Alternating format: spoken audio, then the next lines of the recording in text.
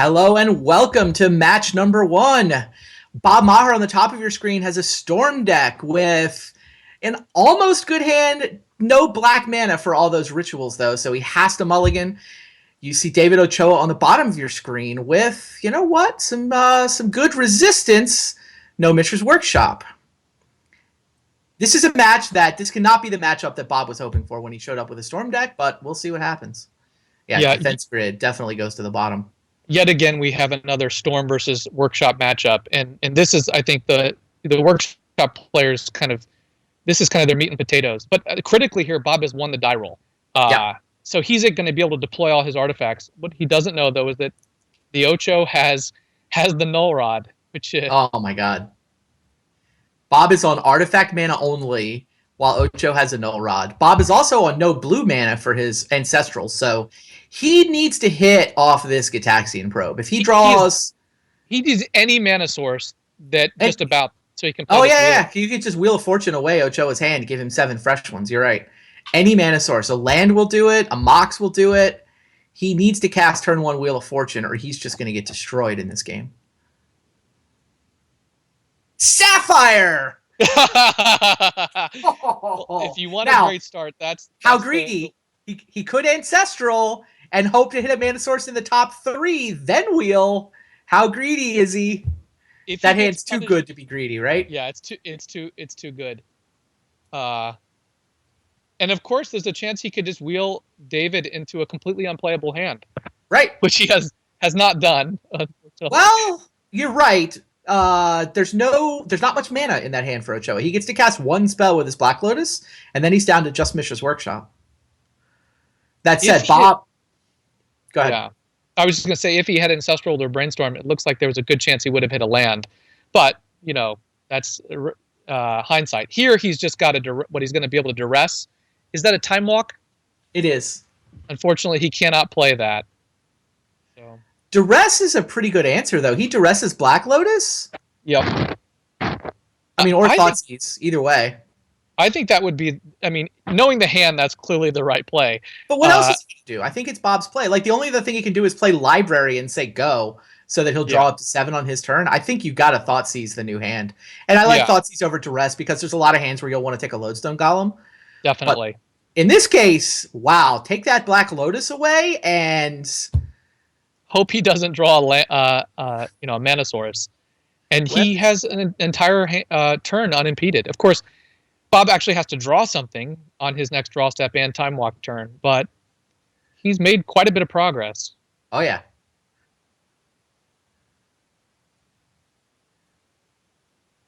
Bob's deck delivered him the mana source he needed. Is David going to get just as lucky here? He needs to draw mana. Smokestack does not count. Oh, David has drawn very well in this tournament, which, it's not any slight in his play. He's also been outstanding. Yeah. But Smokestack is probably one of the worst cards he could have possibly drawn there. Bob should clearly cycle a Time Walk. He just has to decide what else he wants to do. He's also drawn Black Lotus, so he has both the Lodi. Yeah. He has the Lion's Eye Diamond and the Lotus. He just needs anything here. Right. Dark Petition, would be game over. He doesn't. He doesn't want a Vampiric Tutor, but anything else. Bargain will do it. Demonic Tutor will do it. Dark Petition. Twister is probably good enough to win from here. If he twists into anything, he'd much rather have a Dark Petition or a Bargain. Or even if he draws a Desire, he can make a Desire for 4. So yeah, and I think that's why he's slow rolling this Duress, is in case Storm count matters. Yeah. That's all he's thinking about here is, does he commit anything else to the board? Does he play Duress? I think no. I think Mind's Desire is one of the cards he's hoping to top deck. He could draw a Tendrils, which would be bad as well, but land. Not what he was looking for. The deck doesn't have that many threats.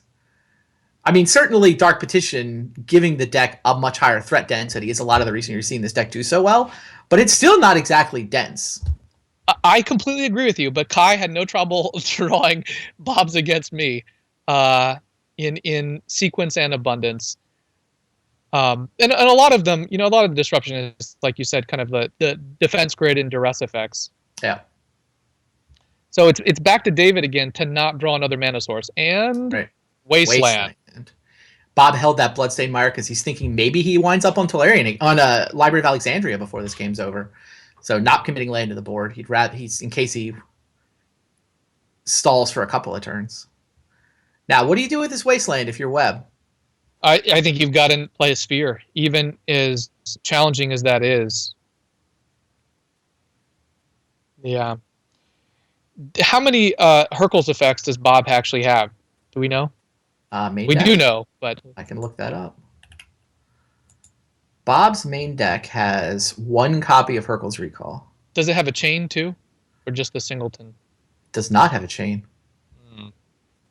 And Bob has just drawn more land. At this point, looks like he's just going up to library. Up to library range, and things have swung, I think, dramatically back to Webb. It's not over, but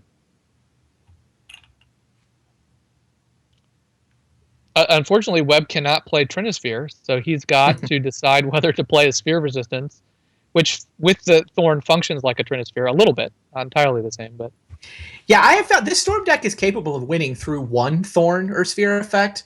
It's very, very hard to win through two.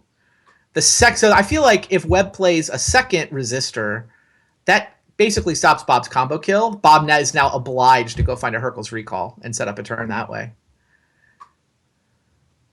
Yeah, I think if I'm Webb, I play Thorn, and then I'm probably going to Wasteland Library of Alexandria next turn, because Bob's going to be at 7 once he goes through a draw step. I guess the other line is waste the library now. Yeah, I think, it's hard to sort of entirely parse this out, and you have to make a lot of assumptions based upon what you think is in Bob's hand. But I think the line of play another Sphere here, Wasteland, and attack, and begin attacking is probably the line I would take. Right. Any additional land? Yeah. Well, he does go for Wasteland the library. I would have played a Sphere first. Well, Thorn is better than Sphere because Webb has some cards it doesn't affect, but right, like he's Revoker. Gone this way. Yeah. He effectively denies Bob one card, but it means if Bob's top card is good, Bob does not have to slog through 2 Thorns. Yeah, I think it gives Bob more outs. Like if he gets, like a tutor, he could just hold on to it until he can Hercules, and then try and go off. Well, if Webb survives this one turn, he's just better off. Bob will be one card further away from his Hercules Recall for the rest of the game because he didn't get to activate library once. But David is also far away from being able to play the Spheres. I mean, he needs. Look, I think you have to waste the library in all scenarios. You can't just let Bob draw 2 cards a turn. Like he's gonna find his Hercules if you let him. Yeah, a turn. Eventually, but I think a second Sphere has probably would have been more damaging than just another draw here. But I would have done that first. Yeah. But I think the fundamental truth that you have to waste the library is still true. Yeah. And Webb survived it. Bob is not going to be able to do anything exciting on this turn. We've got a real battle here. Oh, I mean, the problem is Webb still needs to draw mana to play a second Thorn, doesn't he? That's all the more reason to play the Thorn first, right? That was my argument there. Oh, I was with you. I'll play the Thorn first. Right. Duress is kind of marginal value here, but you just got so much duplication in these spheres. I wonder if you maybe even consider it looks like the Crucible might be. It's not like the Crucible can get through these fetch lands, but easily. But it may take you some time to assemble both whatever the engine card is going to be and your Hercules, and he's got to do both. So Dark Petition alone won't manage it. And Bob does take the Chalice. I mean the Crucible. Going to go ahead and commit his artifacts to the board now, while he can afford to. Ensnaring Bridge, probably literally the worst card he could draw. True story. So, I mean, if David draws a Workshop, he's in great business. If he draws an Ancient Tomb, he's still going to be in good business. A Wasteland or another Factory is decent as well. But he needs to stop drawing these expensive Yeah, artifacts. he needs any mana. He just needs to find Ochoa needs to find mana before Bob finds action, because Bob can win through that thorn if he draws something. Does Bob have any alternative win condition like the Blightsteel that Chris Pakula had, or was that out of Pakula's sideboard? I believe it was out of Pakula's sideboard, but okay. David has found a soul land. Yeah. So-called soul land with the. Bob has an empty in the sideboard is the answer to your question. Got it. Main deck, though, he has to storm to kill. So now he has to decide, does he want to deploy the Trinisphere or the Thorn? I like Trinisphere here because it doesn't impede you from playing Smokestack the following turn. But I could see arguments either way.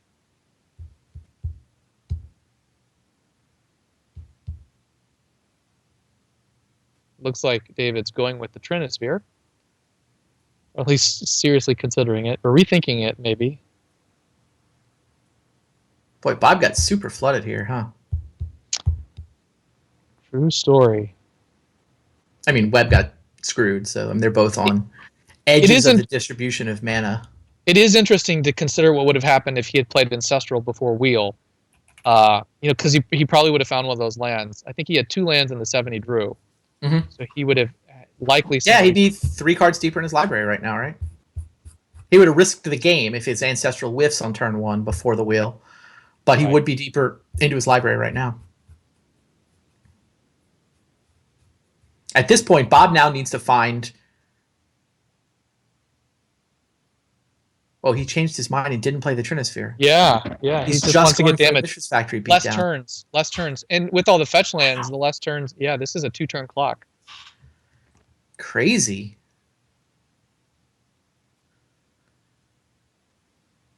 I've won with Storm through 1 Thorn. I feel like David is betting his entire game on 1 Thorn of Amethyst, and I don't feel like Bob is currently obliged to go get Hercules. God, he draws another fetch land. I mean, not that I'm rooting for Bob or anything. Right. It's just it's just the frustration, the tilt. All right. Yeah. I'm rooting against the Stacks deck. I think that just always... Me too. I'm completely with you on that. At any point, any of us could have decided to play Workshops, but it seems like the arch villain of Vintage right now. I mean, yes. What's interesting is that despite the fact that they restricted stuff, that's sometimes when Workshops really just picks up. I mean, Storm came in, and now these the Workshop decks have come back into full favor, and they're just crushing. I mean, I wouldn't be surprised if the Workshop deck win percentage is the highest of any archetype this season. He's got 1 draw step left, right? He can still draw something here? Yeah, this is just about it. Sure, waste 1 land. Last chance. Hercules Recall. Well, I mean, it functions as a time walk, is what it does. It's actually fantastic here. I mean, it's that was not when Workshop comes off the top. It's not. Yeah, not when I was going to say, because David is going to go. Well, he'll attack with at least 1 factory, and then but he can't play another Sphere effect. That would have been just perfect. Wow. Well, it would have been the perfect time walk. Yeah. David wasn't going to be dumb enough to activate both Mishra's Factories and be forced to pick both of them up. But the Hercules can bounce Mishra's Factory. It is an artifact creature when it's animated. So Bob has no choice but to cast his Hercules now. The annoying part is that Webb gets to replay the Thorn. And what Bob doesn't know is that Mishra's Workshop can also add Trinisphere. Brutal. Of course, now Bob's going to draw Dark Petition, right? Something. Yeah. Anything. that would, I mean, I think he might be, if he draws a Demonic Tutor, I think he might be able to get out of this still, right? Is there enough? I think there may be enough mana. So he's going to be facing Trinisphere, right? But let's just assume he draws Demonic Tutor. He can play Demonic Tutor for 3. He can sacrifice Lion's Eye Diamond response. Sure. For Yogg Will. Right. Play Yogg Will for 3. And then Hercules out of the graveyard. Exactly. Yeah, you're right. Dark Petition and Demonic Tutor are probably still good enough for Bob. Or Yogg Will. And the Trinisphere and Thorns are a little bit redundant. You know what's interesting is if I was David, you would consider just playing 2 Thorns there, or a Thorn and a Sphere, instead of the Trinisphere. Ugh, man. Dark God. Ritual. Wow, crazy game. That game was just crazy. I just feel so badly for Bob. Yeah, that Workshop was painful. workshops. It's just their strategy just attacks vintage in such an annoying way that it's just they just seem favored in so many different kinds of situations. It's frustrating, and we want to see something exciting happen, and that sometimes means just beating workshops. I am now officially on team restrict lodestone golem. Well, I don't know I if don't I know. have to sign up, but whatever I can sign up for that, I'm on. I'm on the team. I'm on team restrict lodestone golem. I think it's, to be fair, I also think Dark Petition probably should get restricted. But I was initially thinking, okay, restricts Chalice. Like, I agreed with Wizards when they restricted Chalice this last time around. They looked at Vintage, and I thought that would help. But it's just the Golem. This deck is still too good. It needs to have just chip away at it.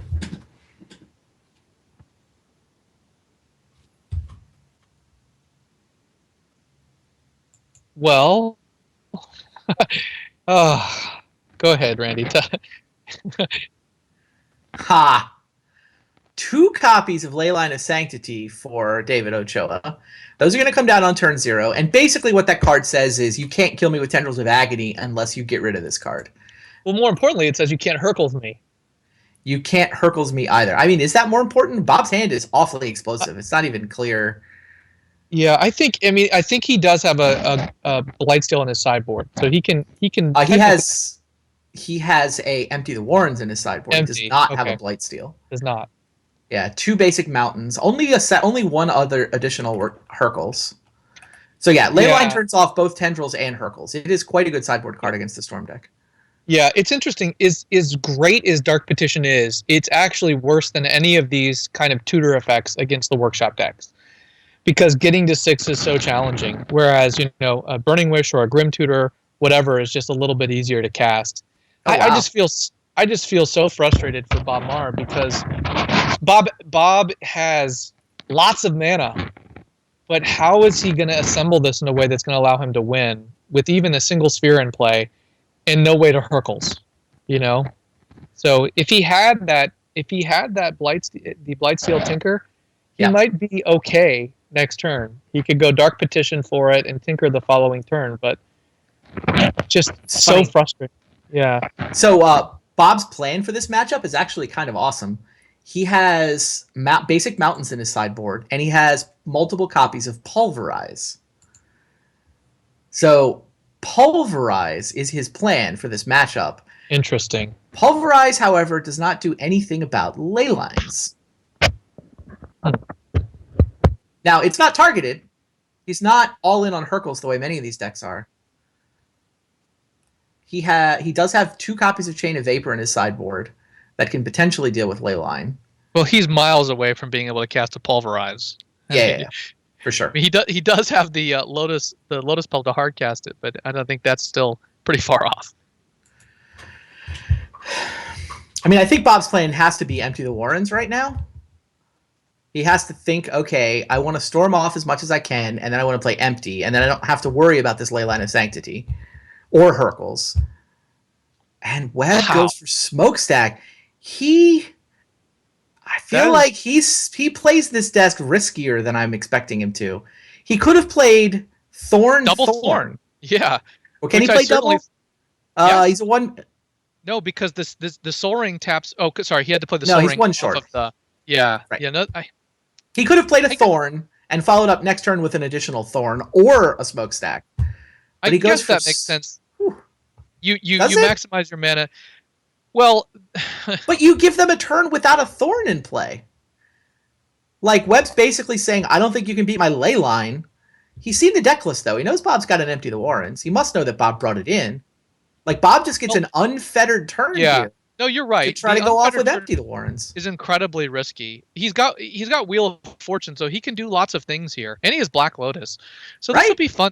This will be fun to see what Bob can assemble. I mean, what's the plan here? Do you just try and build a big Desire? Is that you put back a Dark Petition wheel into the Dark Petition and then set up a huge Desire? Or just a Yawgmoth's Will is good enough too. Doesn't have I to be feel like Desire. you, yeah, I feel like with the Desire's Layla, great, but yeah, there is a more efficient route to a victory here when you can't tendrils and when you've got to get empty and time walk assembled together, right? Um, I'm just trying to well, figure out. But he can say go. If he puts a bunch of goblins into play and says go, what goes wrong? There's multiple. nothing that can go wrong. No, that's true. I guess he doesn't have tabernacles, does he? No, I'll double check. I don't think so. There is I an mean, ensnaring bridge, which we assume David yeah, has side. bridge is a potential issue. I'll give you that one. Obviously, you'd rather assemble it with time walk. And I'm Yeah, not saying Desire's bad. I'm just saying it depends on the texture of your hand. Like how much mana do you have? I guess well, if I had enough mana, I would Dark Petition for Mind's Desire and trust that it'll find either Yawgmoth's Will or Empty, rather I, than Dark Petition for just an Empty. yeah. I'm. This is a tough call because he, so he's gonna play. He's setting himself up to play wheel, right? The Yeah. question is, do you tap the academy before the wheel? If you don't tap the academy, you risk. You have to use one of the lotuses either way, but you also cut yourself off from an even larger academy. Wow. So he has drawn into bargain, which he can play right now Yup. with plenty of mana post bargain for a big will. Bob is looking pretty good here, and I think illustrates the limitations of Leyline without a sphere in play. Gitaxian Probe to look at his own hand because he can't target Web. I assume you go bargain. He's at threshold for Cabal Ritual too, which is nice. Yeah. The bargain makes sense to me. So he is going to be able to generate. Let's see. He has 3 blue, 8 black, 9, 10, 11. I believe 11 mana, not counting the mocks. So he has 12 Really? mana right here, right? I got 11. Well, I wasn't imagining a petition resolving yet. I think he can bargain and have 4 floating. Right. He has 6. The mocks make 7. The ritual is +3 at threshold. So 10. Bargain with 4 floating and 17 life sounds plenty good enough. With 2 dark petitions, though, he has a ton of control over his deck. So, he could do something else. Yeah, he can petition in. It might be just completely later. It might be completely deterministic here, actually. I don't think you need the bargain because you can dark petition into like a Lion's Eye Diamond and then play the second dark petition for Yawgmoth's Will and then replay all these and petition for empty and petition for walk and you're done. Maybe.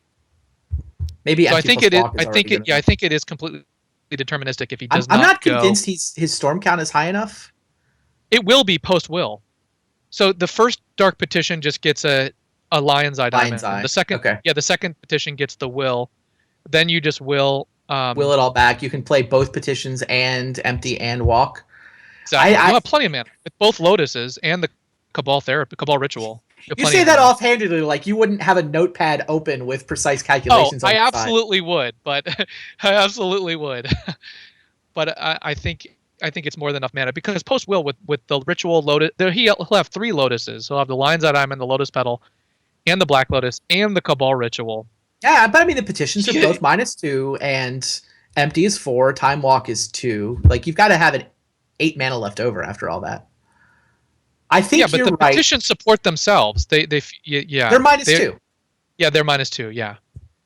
If you get the Lion's Eye Diamond, then it's certain. I believe. I think you're right, but I think the mana is a little tight. There may be a bottleneck, but I think if you get the LED first, then you actually net 1 before will.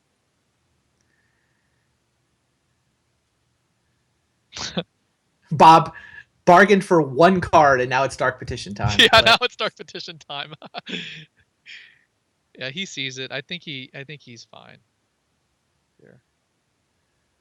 This is essentially the Grim Tutor for Lotus, then use the mana to Grim Tutor for will play, or back in the Eve we want to go really old school, the Burning Wish, yep, with Lion's Eye Diamond and play for will. Now, what we really need is we need Bob to dark petition for Tinker. That's what really needs to Oh happen here. God, no, no. To the frustration of our entire viewer ship right now. Uh, Luckily, Bob doesn't even have a Tinker. There will, alas, be no Blightsteel Colossus shenanigans. which I think brings into focus what would have happened if David had just played a Thorn. This Yeah, line would not have been available at all. agreed. Yeah, I was shocked that David went for Smokestack rather than Thorn on turn 1. Well, yeah, I mean, David has played so well in this tournament. I think Uh-huh. there are merits to the line that he took. I mean, he realizes that he can actually deal with the permanent as long as Bob doesn't win this turn. He'll have 2 Thorns and an active ramping Smokestack, but Bob took his window and has smashed right through it. Now there's a Lion's Eye and a Cabal Ritual. Yeah, between the Dark Ritual and the Cabal Ritual that Bob has bargained into, he's already replaced all the bargain mana. He's back where he was before, where Petition for Will can allow 2 petitions out of the graveyard for Empty and Time Walk.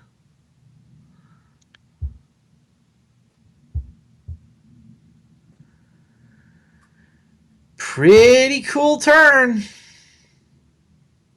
There we go. He did the LED.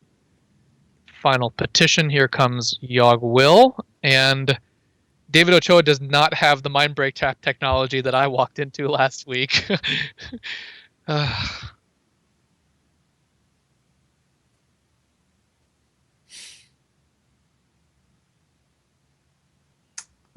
Pretty nice introduction of what can happen in Vintage here in this match, huh? This is a sweet match. This is really great. I mean, Webb it's put 5 permanents into play on turn 0 plus turn 1. Not good enough. They were the wrong 5. Yeah, including the tactics we talked about in the pregame. Yeah. All right, Yawgmoth's Will has resolved. Bob can now replay everything he wants to from his graveyard. Sacks Lion's Eye for mana. Wow. It's just a matter of... This, by the way, to be fair, we're assuming Bob sideboarded in Empty the Warrens. And deck lists are public, so he knows that Ochoa has the Leyline of Sanctity in his sideboard. Yeah. Surely Bob sideboarded in Empty the Warrens. Yeah, I mean, at this point, he could probably set up a Desire for the rest of his library if he wanted. And get both chains. He could have 2 copies of Chain of Vapor in his deck. Yeah, I mean, he could. I don't think it would be, it wouldn't be simple, but it wouldn't be that difficult at this point. The Storm is probably well in excess of 15, and between the bargain and a Desire, but there's all right. Yeah, he could chain Tendrils, but there's the Empty the Warrens. He should still have, yeah. You could even design, I mean, if you really want to get cute, he could just sort of like construct his library, but with the Desire and the bargain to get to like a 7-card library, Time Twister, to post Time Walk to chain the second one, and then go lethal with Tendrils. Do it with 1 chain, sure. Yeah. But he's got the Time Walk, he's got the Empty. That's a lot of confidence. I love what this. There we go. I love what this illustrates about the possibilities that we talked about and the engines and how powerful they are. Oh yeah. The bargain was entirely superfluous. Yeah, he paid 3 life. He only bargained 3 times. There's 13 more cards he could have gone to get.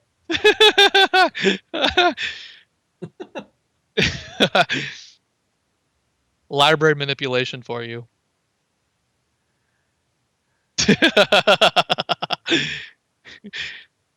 $40. That is an army.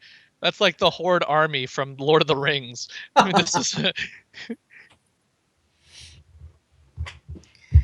42 Goblin tokens. Now, all we need is a turn to attack with them.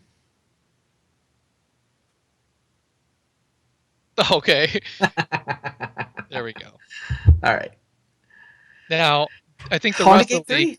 Yeah, I think the rest of the league is, LSV said in the pregame last week, is rooting for David Ochoa. Everyone except his opponents are rooting for David Ochoa. So, I actually think Rich Shea and Eric Froelich might be rooting for Ochoa here too. Rich Shea, watching from the sidelines, and Eric Froelich, also watching from the sidelines, are 5-2 each. Right. If Webb They wins this game, they clinch playoffs. Like, it's and they no longer possible for 4 people to leapfrog ahead of them, because if 4 people are going to leapfrog ahead of them and knock them out of the playoffs, Bob has to be one of them. So Bob losing this match, he can't leapfrog ahead of them anymore. We get 3 of our playoff competitors. Well, to be fair, it's 3. They clinch at least a tie for the playoffs. Like, it could be that there's some massive tie for 4th or something that includes them. right. So I don't know. I mean, if you're rich, are you happy to clinch Oh, I at think least some postseason, or you still got your eyes on the 1 seed, and so you I, want Bob to knock Ochoa down into a tie with you? if I was in Rich's position, I think I would be eyeing the 1 seed. But you know, So you're still rooting for Bob. You want the 1 seed. You're not willing to yeah. trade away your chance at the 1 seed in The 1 exchange seed for. is incredibly valuable here in It this is. tournament. It's true. It's a very good point. And if you want, I think everyone who has had the 1 seed has won this tournament, right? Is that true? Is that fair to say? We've only had 2 full seasons of the Right. non-abridged You were season. the 1 seed the year you won. Was I think Eric the 1 seed, or Luis? That's a good question. I mean, I came from the losers bracket, but that season was just weird. No, Eric came up from the quarters. Ah, wow. Okay. Chris Pakula was the 1 seed in season 2. Luis Scott Vargas was the 2 seed. Eric beat me in the quarterfinals, then beat Luis, then beat Chris. So no, the 1 seed. We've had the 1 seed win, and we've had the 3 seed win. So these hands are really, really interesting. David Ochoa's hand is full of artifact acceleration, including Black Lotus, but he has Null Rod and no Soul Lands or Workshop. So he's in a tricky position where, yeah, he can. He has Urborg, so that Bazaar can tap for mana. He does have 2 mana in a Null Rod world. It's also interesting that the Urborg would turn on the Academy and allow it to tap for black mana as well. Oh, funny. Bob, what does Bob do with his hand? He's on the draw with Academy and Black Lotus. That is, yeah. I think you have to mulligan it. It's so hard to, but he did. I mean, you know, he could always draw his. This is not much better. This is worse. Yeah. In some respects, this hand is worse. Bob is in a really difficult position where he has to kind of think about, can I just rely on drawing cards off the top of my deck? And I don't know that he can. I mean, he gets a scry, but yeah, okay. Now he's got. I mean, he needs a black mana source, and then he gets to Time Twister. So he scries into Dark Ritual, which I'm going to guess he put on the bottom. He's desperate for a black mana source. Dark Ritual doesn't help. I mean, David Ochoa is going to lead here with Thorn and Null Rod, presumably. And you're going to be. I mean, it's interesting to see exactly what he's going to do here.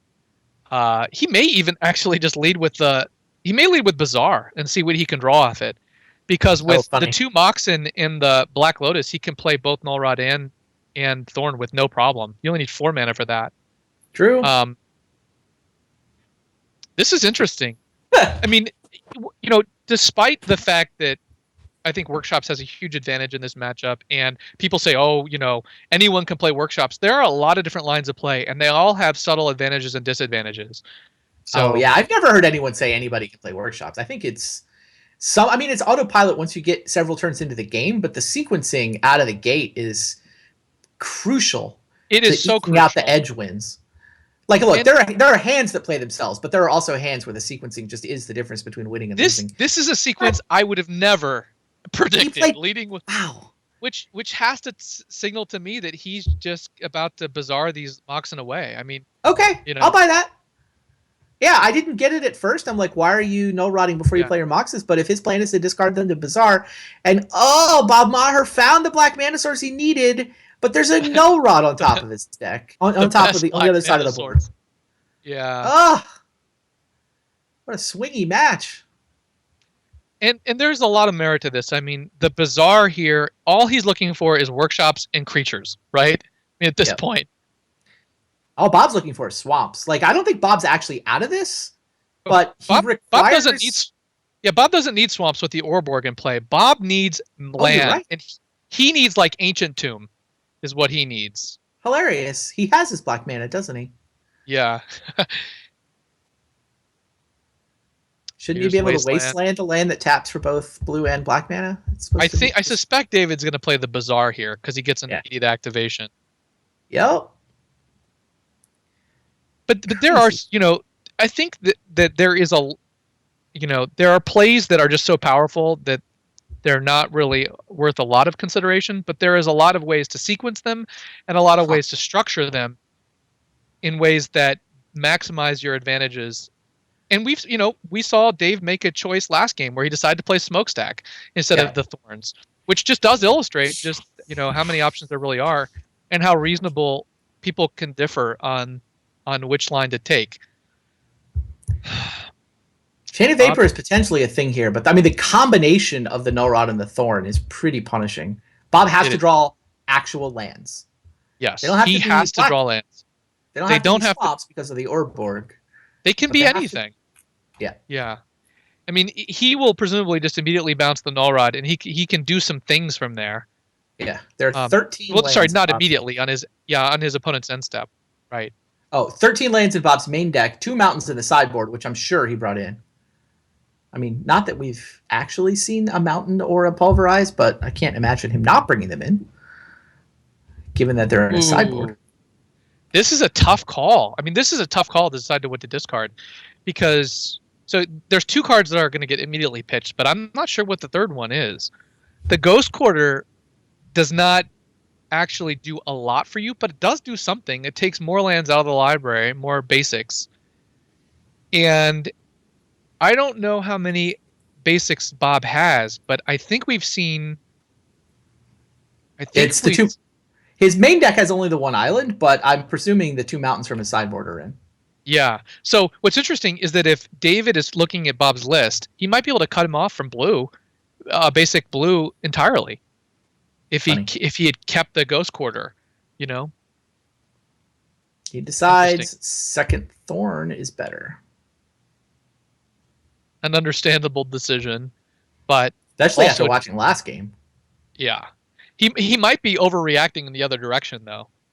That maybe it actually makes more sense to attack the land here, because with the Null Rod and the Thorns, I think there's a good case for that, actually.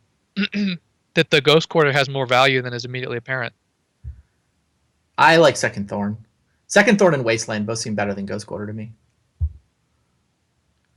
Well, the problem is if he Ghost Quarters the island, he can't get another blue source, right? He cannot get a blue source. But every land that he draws makes blue.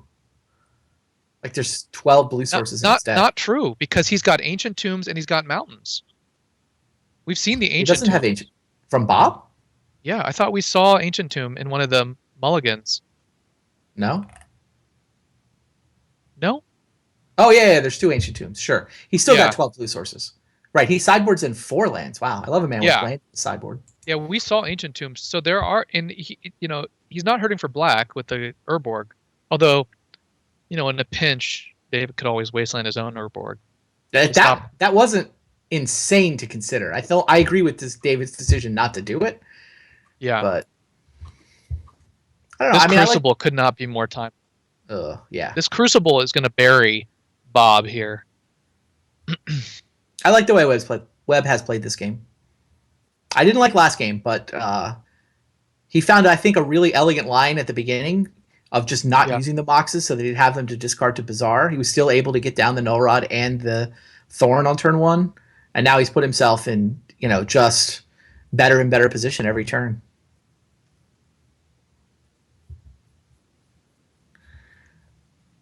Crucible seems like that'll do it.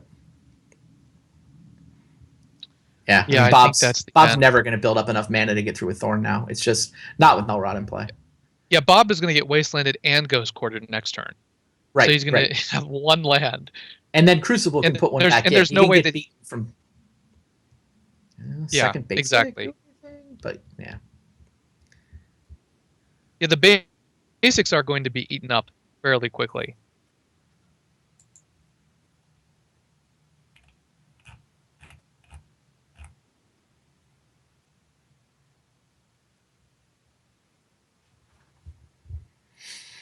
So just to sort of figure out exactly how Bob would get out of this, Bob needs a Hercules, right?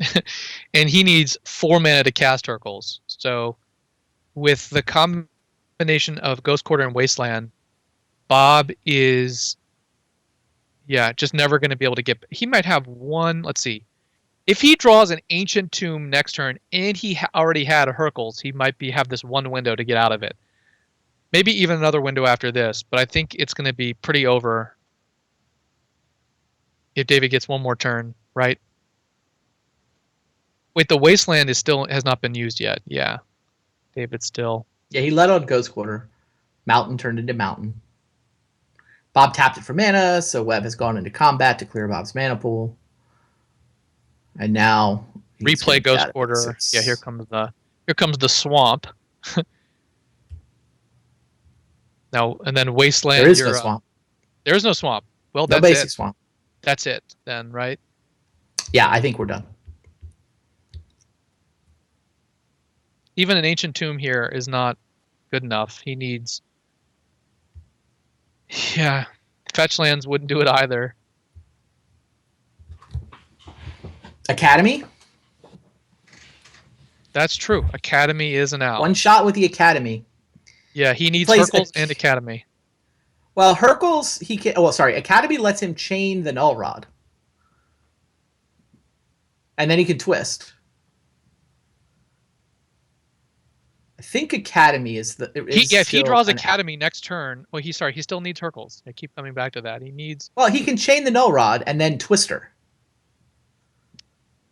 Twister costs 5. I know. Yeah.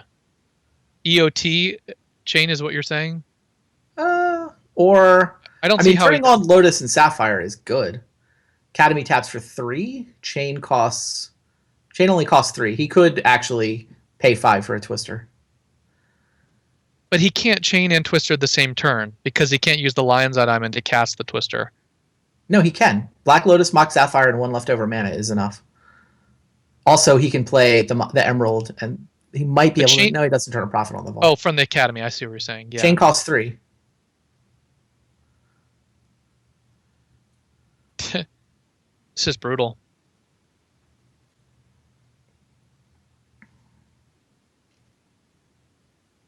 And that's it.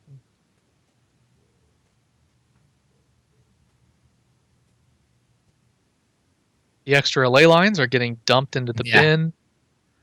It's a lot easier to sideboard ley lines when you have Bazaar in your deck.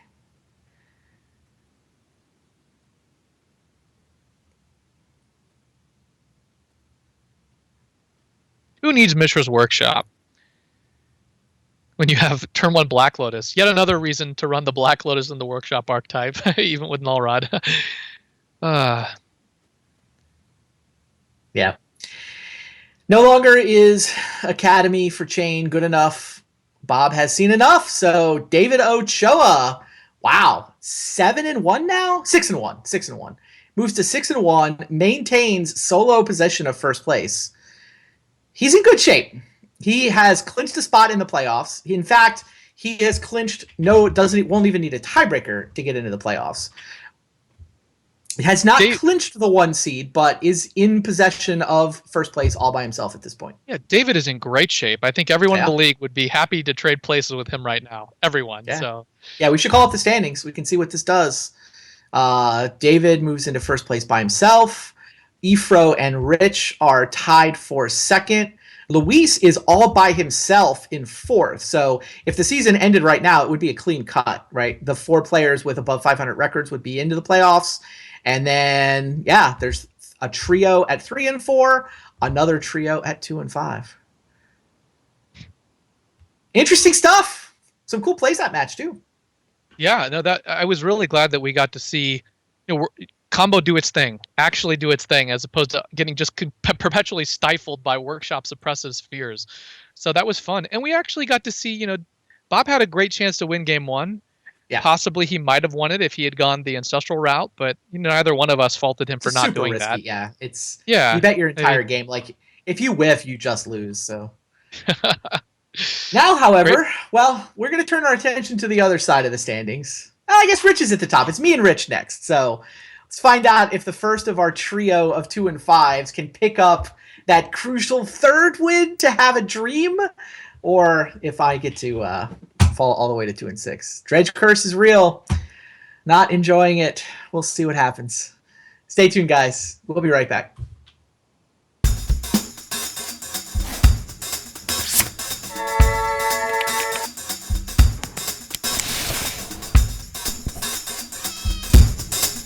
with Hookah Trade. The world is your trade binder.